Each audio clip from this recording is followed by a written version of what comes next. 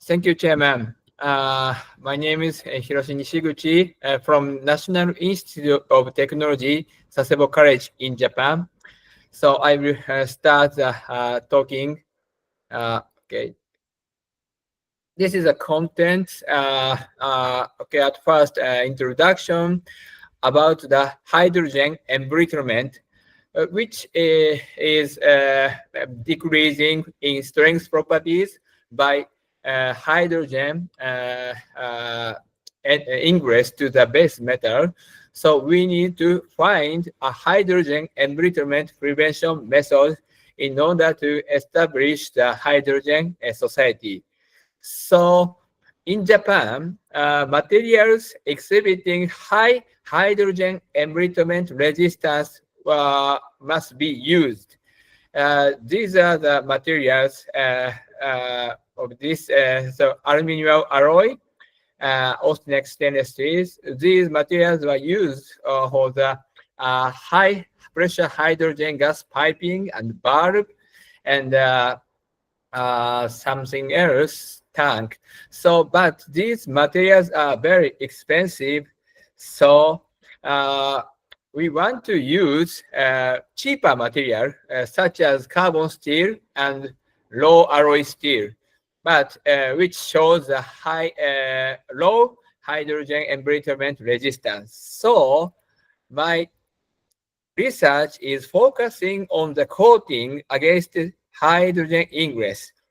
So if the coating against hydrogen ingress will succeed, we can use these cheaper material, makes low cost, lower hydrogen societies cost. Okay, so according to previous research in our laboratory, exposure test in hydrogen gas was conducted at 100 megapascal for 24 hours using the aluminum powder heat treatment coating method. In various materials with the high hydrogen cut were exhibited, so mostly 100%.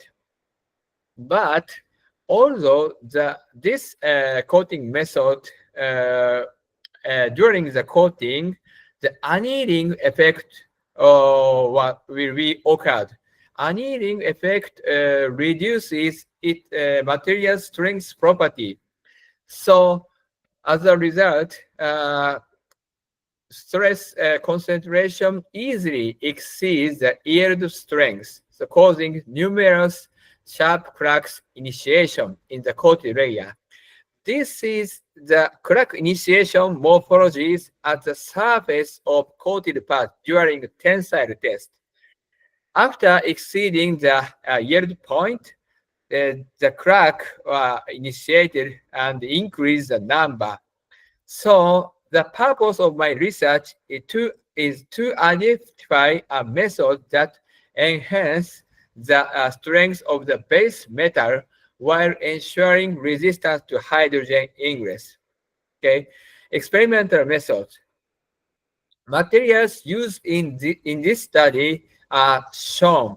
4 types of materials: carbon steel, low alloy steel, cast iron, austenitic stainless steel.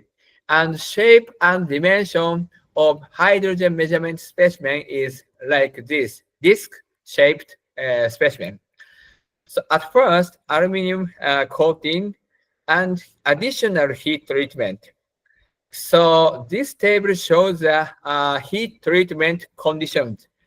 At first, quenching for these 3 types of materials, and after quenching, we conducted tempering. So, but stainless steel, we can't conduct quenching to this material. So instead of the quenching, solution heat treatment was occurred.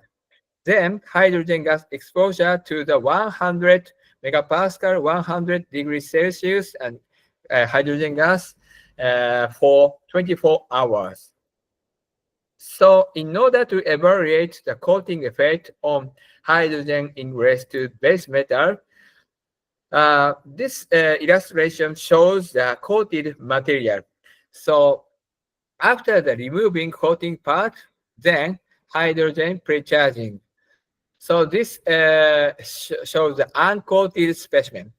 Next, for the coated material, at first hydrogen precharging and removing coated part. So then we measure the hydrogen content of two types of base metals by TDA. TDA is thermal desorption analyzer. So then comparing these hydrogen content, we measure the ratio of hydrogen cut by this formula. For an instance, this CH coated shows the hydrogen content of this one. So if this hydrogen content shows 0 ppm, so then this formula changed to the 1, and this RHC equals to 100%. So then this shows a completely hydrogen cut. Okay. So this illustration, this slide shows the preparation of the observation of longitudinal cross section.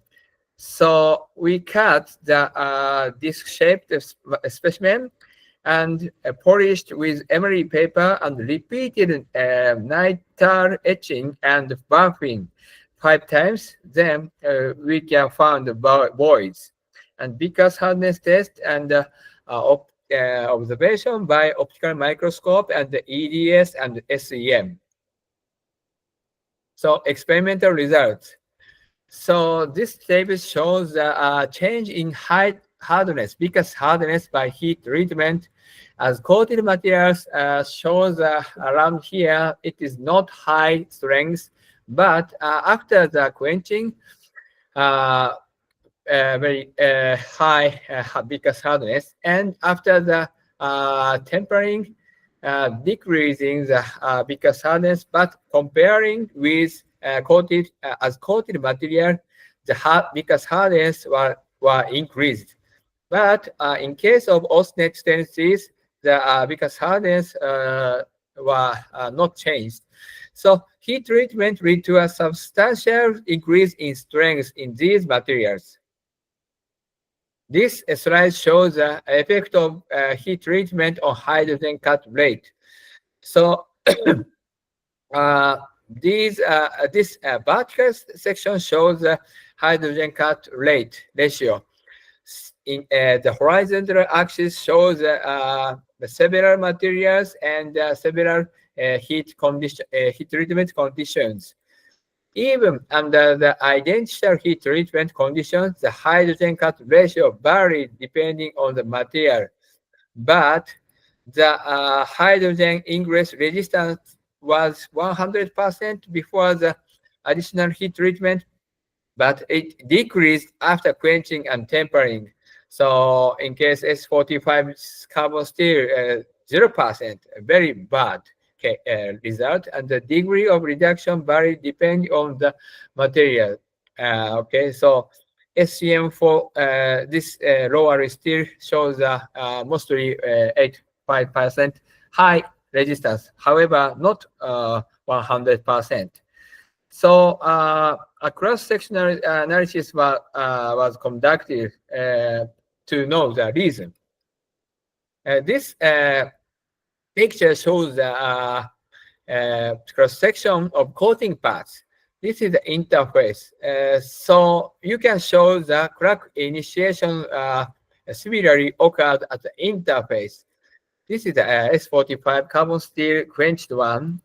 Then after quenched and tempered one, interface a little recovered, but the RHC was mostly 45%. In other material, low alloy steel, the crack initiation is decreased, but so then 86%. After the tempered, mostly no crack, so 80%. So further observation were conducted at after the etching. There are a little is a very small crack, but cracks were observed. It may have led to a decrease in the hydrogen ingress resistance. So this slide shows the EDS and SCM image analysis results. This is a low carbon steel. So at the surface and the subsurface, aluminum content are high and decrease toward to the base metal. So after the quenching, at the subsurface, aluminum content are decreased. So, and you can see cavities were formed, voids were formed, and aluminum diffusion were occurred compared to the deeper side compared with the coated one. So same results were obtained at the low alloy steel. So cavities formed in the upper part of the coated layer due to heat treatment. In the coated part, aluminum diffused toward the base metal, resulting in the disappearance of the high aluminum layer. Okay. So then there are two reasons of decreasing the RHC: loss of high aluminum layer, and secondary interfacial fracture. Maybe this will occur by the difference in deformation properties between base metals and coated parts. So in order to solve these problems, so at first, heated at 850% degrees Celsius for 1 hour. This is the same heat treatment, but a different point is in aluminum powder, followed by the quenching to room temperature. So by this, I thought aluminum will be supplied to the base metal continuously. So secondary, heat cooled to the higher temperature oil.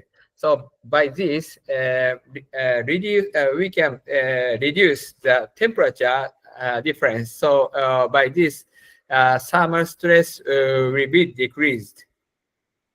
So this is the result of the because hardness changing. So because hardness was increased, this is enough to the practical hydrogen infrastructure use for the tank and anything else. So result in the coating part, this is as coated one, but quenched one, as I previously talked, but this is quenched with aluminum powder. Oh, no cavity. However, if you observe this severely, rather than voids being reduced, the high aluminum layer itself has diminished. So this leads to the need for exploring heat treatment methods that can preserve the keep the high aluminum layer. Secondly, I try to increase the cooling temperature, goal of the temperature of the oil.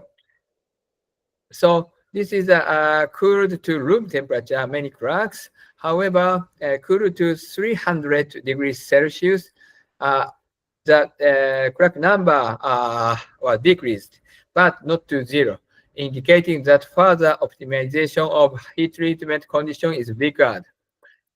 Okay, this is a TGA result, hydrogen content measurement. As coated, there are no hydrogen entry to the coated material, so resulting in RHC equals 100%.